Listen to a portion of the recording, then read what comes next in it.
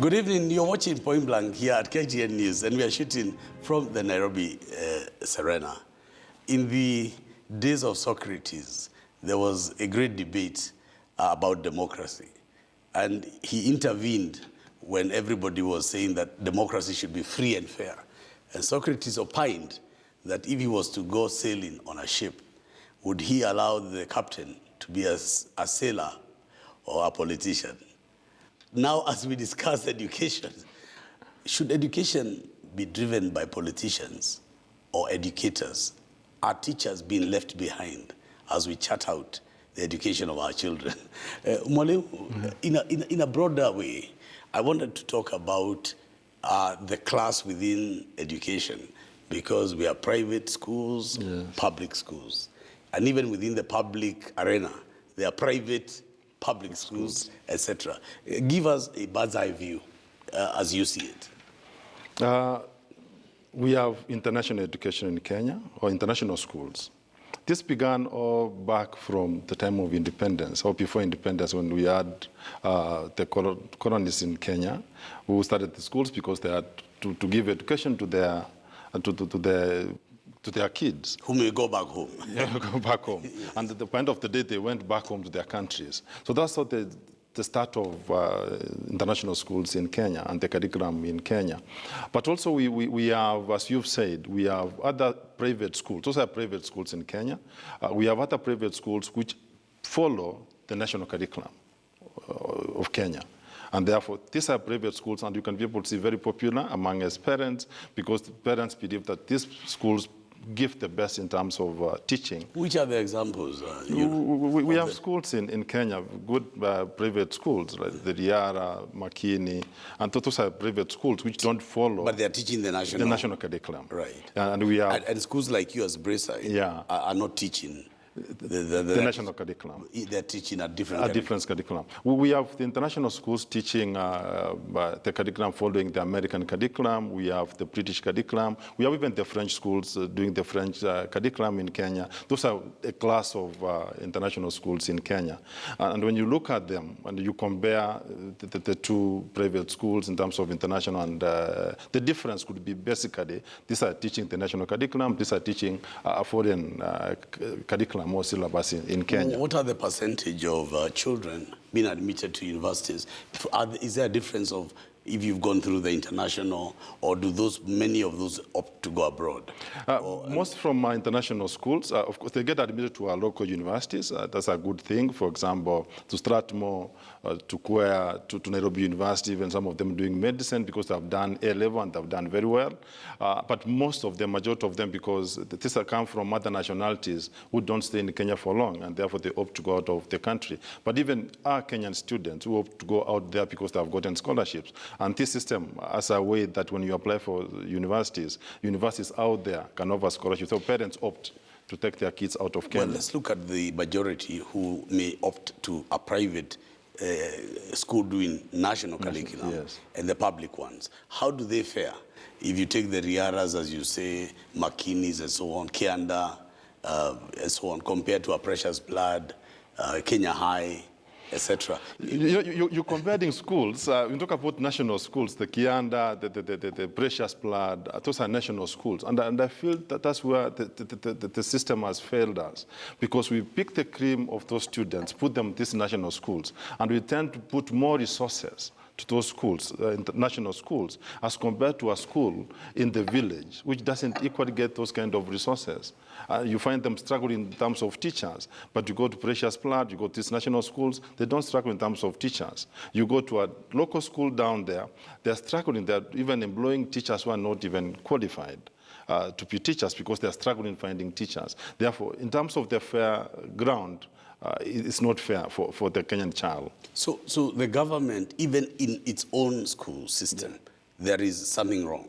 I believe so. Because is it because of habit, or is it because of is it the way in which people are chosen? to go to school, that you can't qualify with so many marks. You to Alliance or to... Yeah, I think that system, first of all, it's a good and not a fair system, because those ones who passed well can go to Alliance. Those ones who haven't passed can go to not a provincial school, they can go to a district school down there.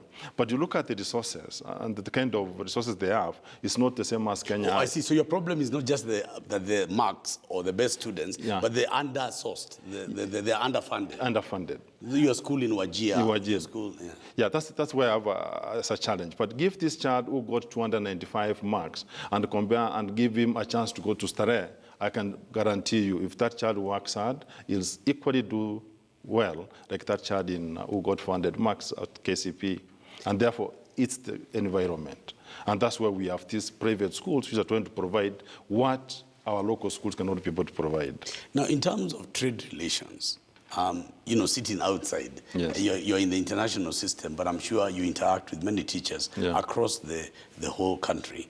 There's so much, the whole of last year, the argument between NAT and CUPET and the Teacher Service Commission and the court cases, etc.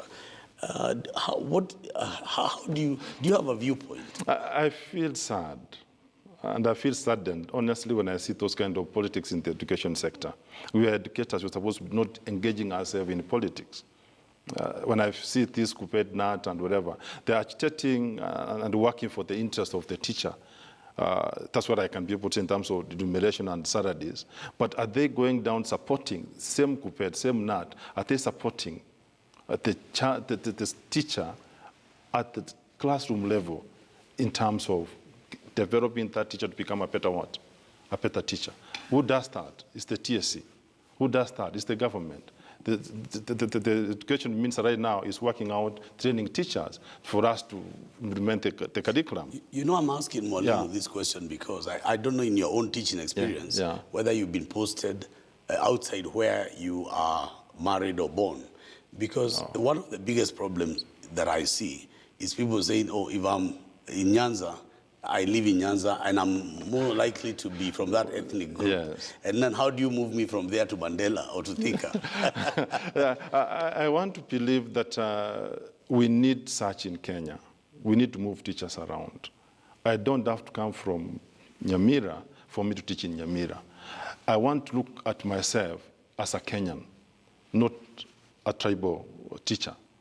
That I can be able to work anywhere in this country for the interest of that child from wherever in this country.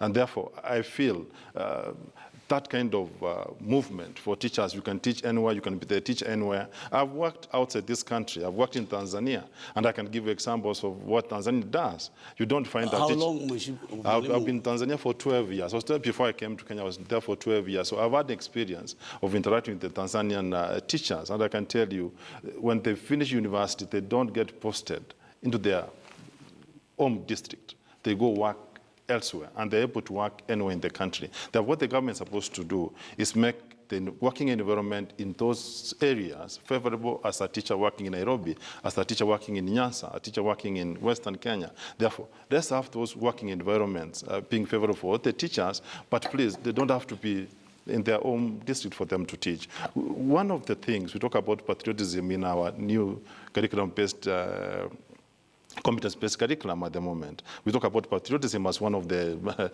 lifelong objectives we want to achieve. How do you want to achieve that when you brought up and being taught by the same teacher?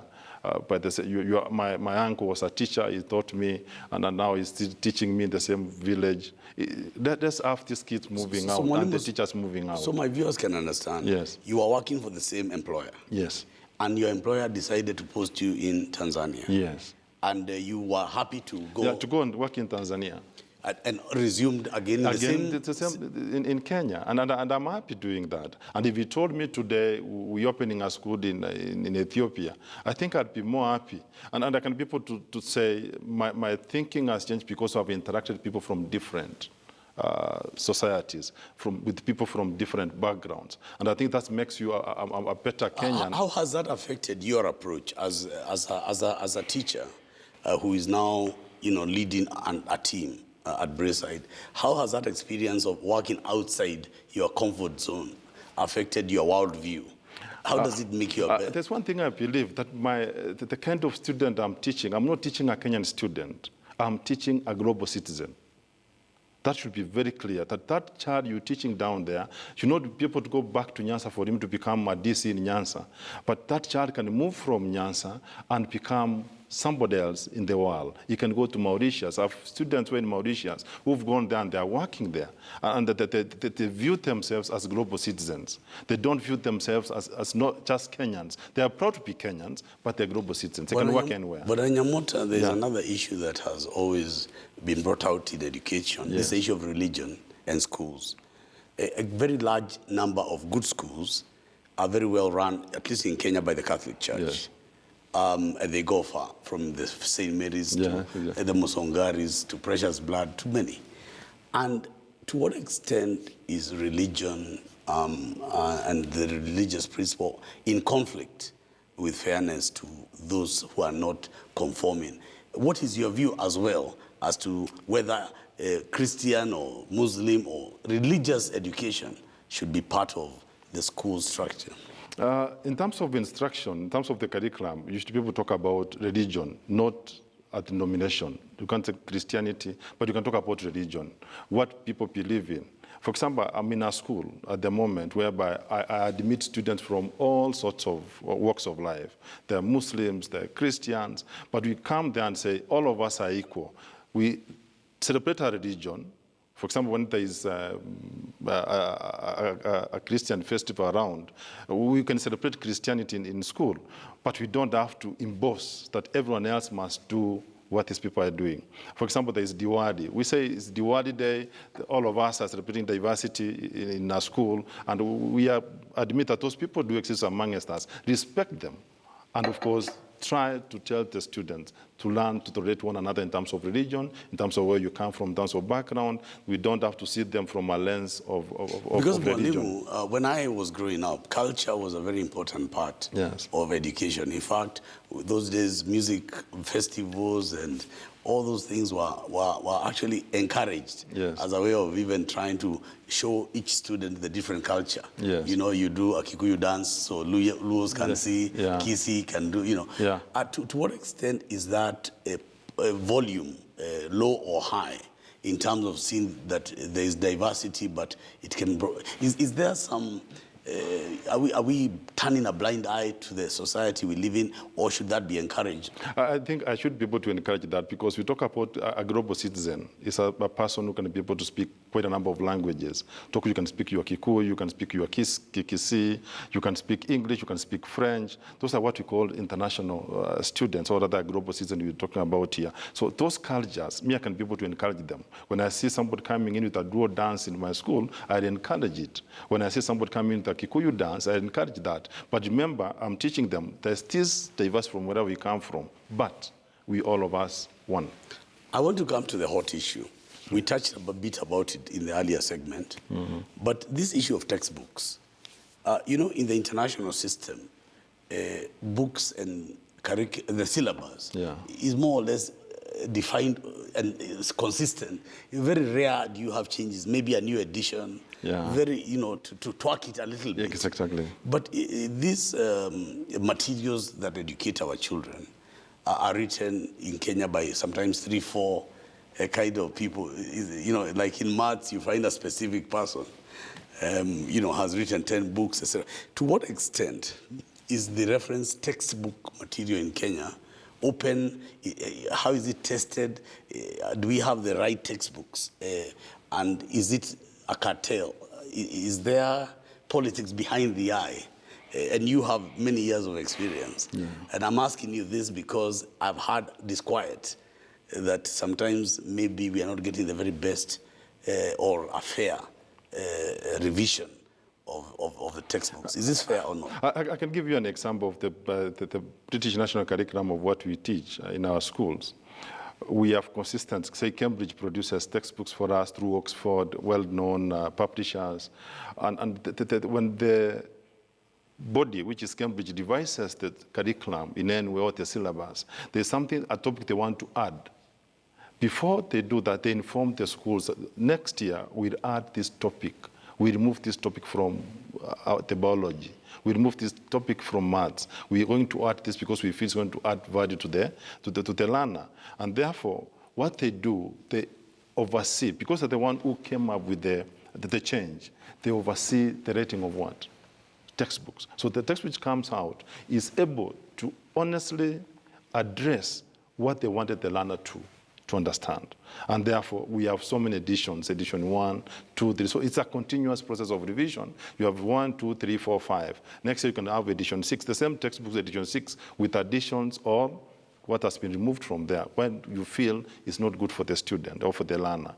And therefore, in Kenya, I don't see such. I see a fact that most of the textbooks we have are written for commercial gain. And most of the writers, who has vetted those writers for them to write those textbooks? I mean, Nyamota has written a textbook. How do you know that Ms. Nyamota had this wide knowledge? Had he understood the curriculum before he wrote the textbooks? So to some of the things the ministry should be able to vet before they release those textbooks. And you can find with so many mistakes, and you wonder by the end of the day, is it something that our kids are learning using this kind of resources? But at the same time, we're moving out from textbooks. We are going to e-books. As we talk about technology coming in, and therefore our kids can be able to access these materials from other sources outside the textbook. Therefore, I feel... You know, Mwalimu, this is frightening. If you look at the standards of the material, and as you say, properly published, properly done in the international system, and almost an ad hoc system in the public sector for national curriculum, what would you, first of all, looking at, because I'm sure you have read or looked at, yes, is the quality that, is there a... I feel that I mean, let's call a spade a spade. A spade. There's a challenge in terms of writing textbooks in Kenya. Very good materials, but the way they have been done, I can say, for example, with the new system, forget about the 844, which has been done, tested for a long period of time. With the new system which has come in, I can tell you the writers of those textbooks, the authors have actually rushed writing of those books. I believe that for us to have a textbook tested, for example, year 5 next year, by now we should be having a textbook out there for us to look at it, critique the textbook before it's published in the next 1 year or 2 years. So it's something which be pre-planned, not something rushed. Because we need them next year. For example, year 4 or grade 4. We know textbooks next year. But are those textbooks out? I haven't seen them for next year. So I want to believe for 2020. So I want to believe that by now, or the previous year, 2019, for the whole year, those textbooks were out there, and people are able to critically look at them, look at those mistakes, and then by the time you roll them out, you are sure the textbook is good for and is fitting the purpose for our syllabus and the curriculum. Well, certainly this is something that PointBlank is going to follow with the relevant ministries, because a child is going to start the process without the tool. So first of all, you're saying the textbooks have been rushed. Yes. And in so doing, sometimes there are errors and not very polished. Yes. Is there a mechanism? So who should be the complainant here? The parent? The complainant should be it's us who use the materials to teach. It's us, the teachers, who use those materials. Therefore, we are the people to be also consulted and say, you know what, at this level, with the syllabus, we should be able to include 1 or 2, 3 things. The parent might not be aware of what is supposed to be in the textbook. I think that the KICD should come in strongly. The Kenya Institute of Curriculum Development should come in strongly, honestly speaking, and address the issue if the textbooks are able to meet the standards of what the curriculum says. Now, in terms of the school day, and there was this argument that 844 was overworking the child beyond the classroom, that the child would fall asleep when eating dinner.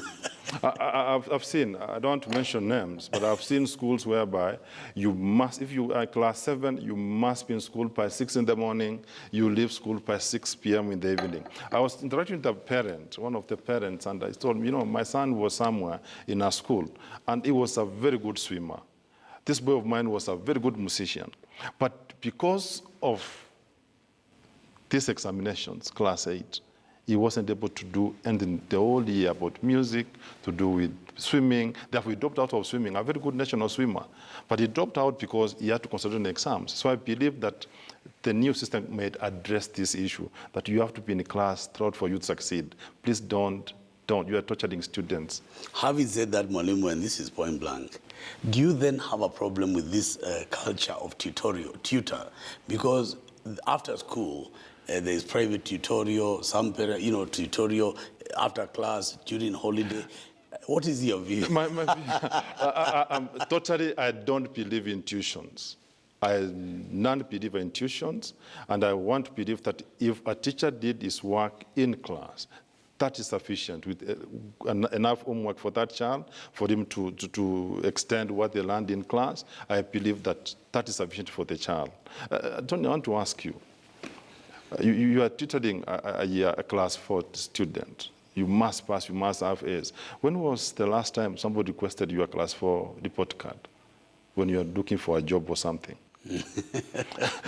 That's why I believe. That's why I believe that some formative stages of this education. Let kids be kids. Identify what are the skills, what are the talents of these students. Produce an all-round student. Maybe at some point you can be able to focus on exams because you need them to move the next level of education. But at formative stages, honestly, you're focusing more on exams and tutoring students at home. Let them be. My kids are at home enjoying life at the moment. Seriously. And I believe that we overfeeding our students and overworking our students. And is that then becomes a culture where, the child is almost, is it a parent issue as well? Because you see, tutorials can either be, to help the child do better, or could it be the parent can't believe that the child is not number one? And that's why we, in the international schools, we don't rank students. There's no number 1, there's no number 2, there's no number 3, there's no number last. And therefore, this competition comes in because your child was number last. Your child didn't perform well because you wanted him to be position 1. If that is scrapped from our system, that competition goes. I believe that parents can be told, or parents can be given information on how they're supposed to track in progress of their child, because if my child comes home confident, is able to speak confidently, when I see my child doing drama, and she's out there acting, and on stage she's the best actor, I think I go home very happy. When I see my son in the field, running 800 meters across country in Turi, running 800 meters and becomes a winner. I think for me, I'm more startled because I see an all-round student, and by the end of it all, we don't forget about academics. We still continue pushing academics. But in the international school, I never hear that today Braeside was number 1, Peponi was number 2. Now in Kenya, every headline newspaper, the number 1 school was Mangu High School. When I was at Strathmore, yeah. We used to compete with Alliance. It was like we wake up in the morning, it's Strathmore number 1, Alliance. I think by the end of the day, for me, I want to see a child who made progress. By the time he finishes his A-level, what progress has he made from the starting point? And then we track the student from the start point when he entered school. This is the level of the child, and therefore the time he finishes, he's able to have acquired these skills. But I'm asking you, it's not all to do with competition. But I'm asking you point blank about the ranking system, even of schools at primary and high school. That thing should be abolished completely, and I'm asking the Minister for Education to actually abolish that kind of competition. You still want to say Alliance was number 1. When you pick the cream across the country who had 450 marks into Alliance, and you want to rank that student with a student who went to another school in the village where they had 150 to 150 marks as they entered Form 1, and you want to equally rank them, surely it's not the same. Well, therefore, I don't believe. Well, you're watching Point Blank here at KTN News. Mwalimu says, stop ranking schools. It's unfair, because the top schools take the creme de creme. Yes. And they have the better resources, competing about regional schools who don't have the same. He says that we must look at the material and the writings of textbooks in Kenya in order that our students and teachers have the right materials in class. You're watching